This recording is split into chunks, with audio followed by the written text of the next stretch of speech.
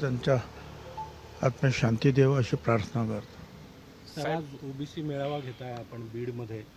आज पुन्हा एकदा एल्गार आपल्याला बघायला मिळेल या मेळाव्याच्या निमित्ताने.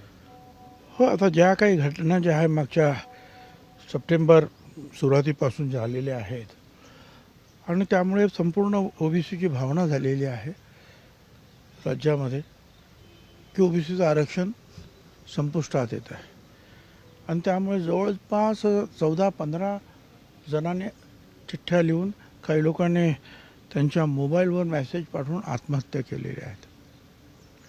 खरं म्हणजे मी सगळ्यांना विनंती करतो की आत्महत्या करू नका.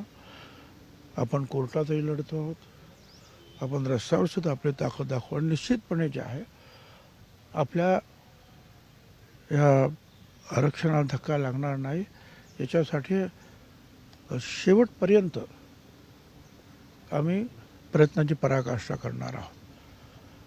आणि त्याचाच एक भाग म्हणून आज बीडमध्ये ज्या बीडमध्ये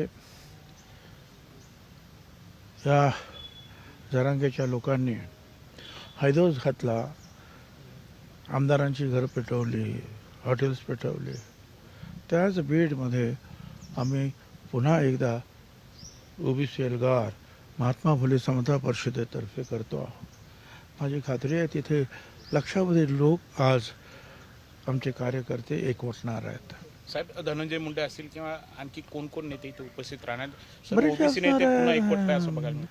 धनंजय मुंडे निश्चितपणे राहणार आहेत, गोपीचंद पडळकर राहणार आहेत, प्रकाश शेंडगे राहणार आहेत, लक्ष्मणराव गायकवाड राहणार आहे, शबीर अन्सारी राहणार आहेत, लक्ष्मण हाके राहणार आहे, ससाने राहणार आहेत, नंतर शिवा संघटनेचे धोंडे राहणार आहेत, आणखीन अशा अनेक वेगवेगळ्या संघटना आहेत. कुणबी सेनेचे प्रमुख येणार आहेत, आगरी सेनेचे प्रमुख येणार आहेत आणि संपूर्ण सगळ्या वेगवेगळ्या समाजाचे जे आहेत 374 जाती आहेत, त्यांच्या अनेक समाजाचे जे आहेत प्रतिनिधी आहेत, नेते आहेत, आज आपल्याला एकत्रित पाहायला मिळतील.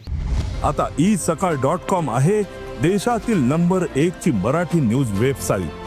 प्रत्येक अपडेटसाठी isakal.com ला नक्की भेट द्या.